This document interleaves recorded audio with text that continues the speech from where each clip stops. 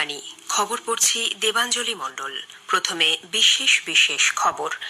কাতারের আপিল আদালত ৮ জন প্রাক্তন ভারতীয় নৌসেনা আধিকারিকের মৃত্যুদণ্ড রদ করেছে। তবে প্রাণদণ্ডের বদলে তাঁদের কত বছরের কারাদণ্ড দেওয়া হয়েছে তা স্পষ্ট করেনি বিদেশ মন্ত্রক। গাজা ভূখণ্ডে হামাসের হাতে পণবন্দি আরও এক মার্কিন নাগরিকের মৃত্যু।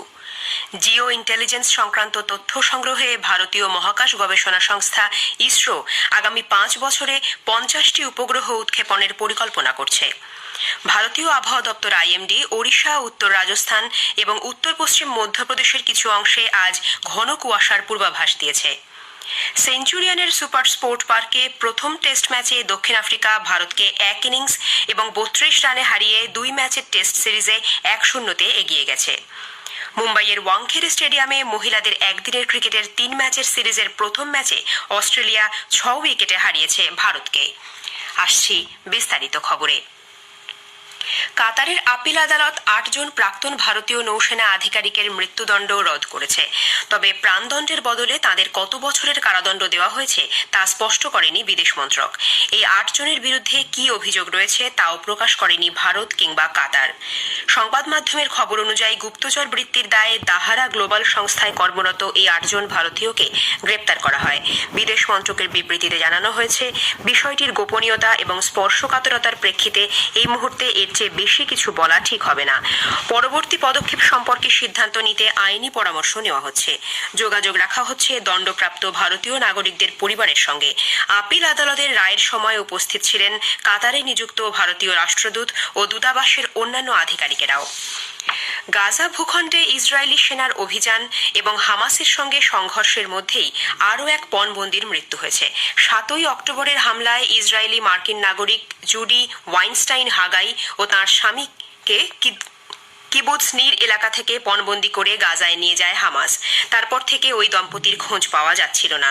পরে ঘোষণা করা হয় হামাসের হাতে বন্দি ৮ জন মার্কিন নাগরিকের মধ্যে জুডির মৃত্যু হয়েছে। ১ সপ্তাহ আগে তাঁর স্বামী গ্যারের মৃত্যুর খবর এসেছিল। এ নিয়ে ২ জন মার্কিন পণবন্দির মৃত্যু হল। আমেরিকার রাষ্ট্রপতি জো বাইডেন মৃত দম্পতির মেয়ের সঙ্গে ফোনে কথা বলেছেন। এক বিবৃতিতে তিনি জানান, সারা দেশ আজ জুডি ও গ্যারের পরিবার পরিজনদের সঙ্গে শোক পালন করছে। এদিকে লেবাননের হেজবোল্লাহ গোষ্ঠীর একটি ড্রোন গতকাল ইসরায়েলের উত্তর সীমান্ত পেরিয়ে ঢুকে পড়লে হাইফার শহরতলি এলাকায় সাইরেন বেজে ওঠে। ইসরায়েলি বায়ুসেনার বিমান থেকে ড্রোনটিকে গুলি করে নামানোর ভিডিও ফুটেজ সোশ্যাল মিডিয়ায় ছড়িয়ে পড়েছে। গত বুধবার ইসরায়েলের কিরিয়াত স্মোনা এবং ওয়েস্টার্ন গালিলি এলাকা লক্ষ্য করে হেজবোল্লাহ গোষ্ঠী ৩০টির মতো রকেট ছড়েছিল। এর মধ্যে একটি আঘাত হানে এক আবাসনে। এ ধরনের হামলার বিরুদ্ধে কড়া হুঁশিয়ারি দিয়েছে ইসরায়েল। পাঞ্জাবের অমৃতসরে মাদক নিয়ে আসা একটি পাকিস্তানি ড্রোন পাওয়া গেছে। বিএসএফ ও রাজ্য পুলিশের যৌথ অভিযানে রোরানওয়ালা গ্রামে ড্রোনটির খোঁজ মেলে। বিএসএফ এর সোশ্যাল মিডিয়া পোস্টে জানানো হয়েছে, নির্দিষ্ট খবরের ভিত্তিতে যৌথ তল্লাশি অভিযান চালানো হয়। সীমান্তের ওপার থেকে মাদক পাচারের জন্য চীনে তৈরি ড্রোনটিকে ব্যবহার করা হচ্ছিল। একদিন আগেও তরনতারন জেলার মারি কাম্বোকে গ্রামের কাছে একটি মাঠ থেকে উদ্ধার হয়েছিল চীনে তৈরি আরও একটি ড্রোন। জিও ইন্টেলিজেন্স সংক্রান্ত তথ্য সংগ্রহে ভারতীয় মহাকাশ গবেষণা সংস্থা ইসরো আগামী ৫ বছরে ৫০টি উপগ্রহ উৎক্ষেপণের পরিকল্পনা করছে। আইআইটি বম্বের টেক ফেস্টে গতকাল ইসরোর চেয়ারম্যান এস সোমনাথ একথা জানান। বাহিনীর গতিবিধি অনুসরণ এবং হাজার হাজার কিলোমিটার এলাকার ছবি পাঠানোর ক্ষমতা সম্পন্ন এই উপগ্রহগুলি স্থাপন করা হবে মহাকাশের বিভিন্ন কক্ষপথে। ইসরোর প্রধান বলেন, ভারত একটি শক্তিশালী দেশ হিসেবে উঠে আসতে চাইছে, কিন্তু যত সংখ্যক উপগ্রহ তার হাতে রয়েছে তা যথেষ্ট নয়। এর ১০ গুণ বেশি উপগ্রহ ভারতের থাকা উচিত। ডেটা বিশ্লেষণ, ডাউনলোড কমানো, শুধু প্রয়োজনীয় তথ্যটুকু পেতে কৃত্রিম বুদ্ধিমত্তা ও ডেটা প্রযুক্তির ব্যবহার আরও বাড়ানোর কথা জানিয়েছেন এস সোমনাথ। এই খবর আপনারা শুনছেন আকাশবাণী থেকে।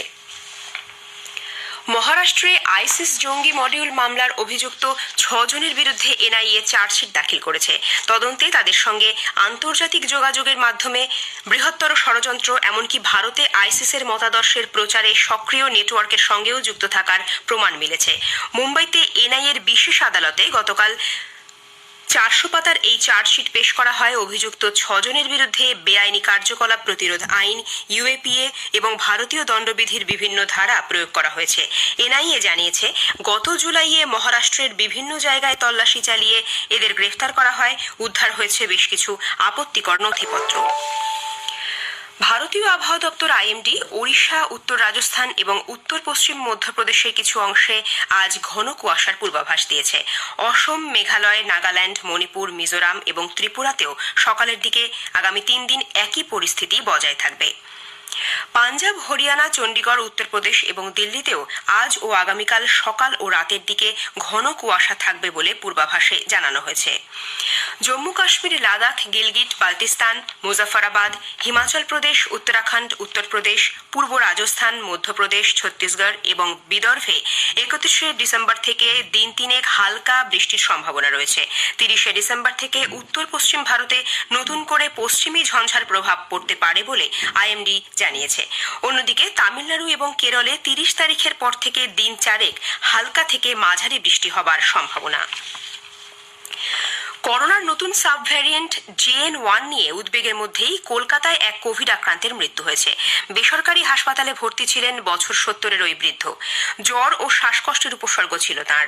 হৃদযন্ত্রেও সমস্যা ছিল। মৃত্যুর পর তাঁর কোভিড পরীক্ষার রিপোর্ট পজিটিভ আসে। কেন্দ্রীয় স্বাস্থ্য মন্ত্রকের রিপোর্ট অনুযায়ী পশ্চিমবঙ্গে এ পর্যন্ত 6 মাসের এক শিশুসহ করোনা আক্রান্তের সংখ্যা 15। শিশুটি কলকাতা মেডিকেল কলেজ হাসপাতালে পেডিয়াট্রিক্স বিভাগে ভেন্টিলেশনে রয়েছে। জানা গেছে, মেনিনজাইটিসের উপসর্গ নিয়ে বিহার থেকে আসা শিশুটিকে হাওড়ার একটি বেসরকারি হাসপাতালে ভর্তি করা হয়। সেখান থেকে তাকে পাঠানো হয় মেডিকেল কলেজ হাসপাতালে। অন্যান্য আক্রান্তরাও শহরের বিভিন্ন বেসরকারি হাসপাতালে চিকিৎসাধীন রয়েছেন। মধ্যপ্রদেশের গুনা জেলার মর্মান্তিক দুর্ঘটনার প্রেক্ষিতে কড়া পদক্ষেপ নিতে রাজ্য সরকার গুনার জেলা শাসক তরুণ রাঠি ও এসপি বিজয় কুমার খাত্রিকে বদলি করেছে। বদলি করা হয়েছে পরিবহন দপ্তরের মুখ্য সচিবকেও। সময় মতো দমকল না পাঠানোয় গুনার জেলা পরিবহন অধিকর্তা এবং মুখ্য পৌর অধিকর্তাকে বরখাস্ত করা হয়েছে। এদিকে বাস দুর্ঘটনার নিরপেক্ষ তদন্তের জন্য 4 সদস্যের একটি কমিটি গঠন করা হয়েছে। এই কমিটি দুর্ঘটনার কারণ অনুসন্ধান সহ বিভিন্ন বিষয়ে 3 দিনের মধ্যে রিপোর্ট জমা দেবে। মুখ্যমন্ত্রী ডক্টর মোহন যাদব জানিয়েছেন, গুনার দুর্ঘটনায় দোষীদের বিরুদ্ধে কঠোর ব্যবস্থা নেওয়ার নির্দেশ দেওয়া হয়েছে। অনুমতি ছাড়া গাড়ি চালানোর ক্ষেত্রে সমস্ত জেলা শাসক ও পুলিশ সুপারদের সতর্ক থাকতে বলা হয়েছে। এ ব্যাপারে পরিবহন বিভাগের ঊর্ধ্বতন আধিকারিকদেরও কঠোর ব্যবস্থা নিতে হবে। উল্লেখ্য, মধ্যপ্রদেশের গুনা জেলায় বুধবার রাতে ডাম্পারের সঙ্গে সংঘর্ষের পর একটি বাসে আগুন লেগে গেলে অন্তত 13 জন যাত্রীর মৃত্যু হয়। গুরুতর জখম আরও 16 জন গুনা জেলা হাসপাতালে চিকিৎসাধীন। নতুন ও পুনর্নবীকরণযোগ্য জ্বালানি মন্ত্রী আর.কে সিং বলেছেন, বিদ্যুতের ক্রমবর্ধমান চাহিদা মেটাতে ভারতীয় শক্তি ক্ষেত্র প্রস্তুত।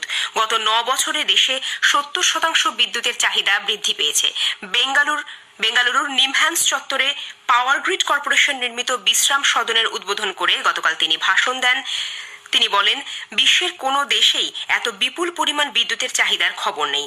দেশে আরও পুনর্নবীকরণযোগ্য জ্বালানি, পরমাণু জ্বালানি, জলবিদ্যুৎ এবং তাপবিদ্যুৎ প্রকল্প নির্মিত হচ্ছে। ফলে দেশ জুড়ে প্রান্তিক মানুষের কাছেও বিদ্যুৎ পৌঁছে দেওয়া সম্ভব হবে বলে তিনি জানান। প্রধানমন্ত্রী নরেন্দ্র মোদী এ মাসের 31 তারিখ আকাশবাণীতে মন কি বাত অনুষ্ঠানে তাঁর চিন্তাভাবনা দেশ বিদেশের মানুষের সঙ্গে ভাগ করে নেবেন। এটি হবে মাসিক এই বেতার অনুষ্ঠানের 108তম এবং চলতি বছরের শেষ পর্ব। অনুষ্ঠানটি আকাশবাণী এবং দূরদর্শনের সবকটি চ্যানেল, এআইআর নিউজ ওয়েবসাইট এবং নিউজ অন এআইআর মোবাইল অ্যাপে সকাল 11টায় সম্প্রচারিত হবে। সেঞ্চুরিয়ানের সুপার স্পোর্ট পার্কে প্রথম টেস্ট ম্যাচে দক্ষিণ আফ্রিকা ভারতকে 1 ইনিংস ও 32 রানে হারিয়ে 2 ম্যাচের টেস্ট সিরিজে 1-0 এগিয়ে গেছে। 5 উইকেটে 256 রান নিয়ে গতকাল তৃতীয় দিনের খেলা শুরু করে দক্ষিণ আফ্রিকার প্রথম ইনিংস 408 রানে শেষ হয়ে যায়। ডিন এলগার 185 রান করেন। এরপর ভারত দ্বিতীয় ইনিংসে ব্যাট করতে নেমে ব্যাটিং বিপর্যয়ের শিকার হয়। ভারতের দ্বিতীয় ইনিংস 131 রানে শেষ হয়। ডিন এলগার ম্যাচের সেরা হয়েছেন। সিরিজের দ্বিতীয় টেস্ট আগামী 3রা জানুয়ারি কেপটাউনে শুরু হবে। মুম্বাইয়ের ওয়াংখেড়ে স্টেডিয়ামে মহিলাদের একদিনের ক্রিকেটের 3 ম্যাচের সিরিজের প্রথম ম্যাচে অস্ট্রেলিয়া ভারতকে 6 উইকেটে হারিয়ে দিয়েছে। টসে জিতে ভারত গতকাল প্রথমে ব্যাট করতে নেমে নির্ধারিত 50 ওভারে 8 উইকেটে 282 রান তোলে। জবাবে অস্ট্রেলিয়া 46 ওভার 3 বলে 4 উইকেট হারিয়েই প্রয়োজনীয় রান তুলে নেয়। সিরিজের দ্বিতীয় ম্যাচটি আগামীকাল একই মাঠে অনুষ্ঠিত হবে। অনিশ দয়াল সিং সিআরপিএফ এর নতুন মহানির্দেশক নিযুক্ত হয়েছেন। 1988 ব্যাচের মণিপুর ক্যাডারের এই আইপিএস অফিসার আইটিবিপির নেতৃত্বে ছিলেন। রাহুল রাসগোত্রা হয়েছেন আইটিবিপির পরবর্তী মহানির্দেশক।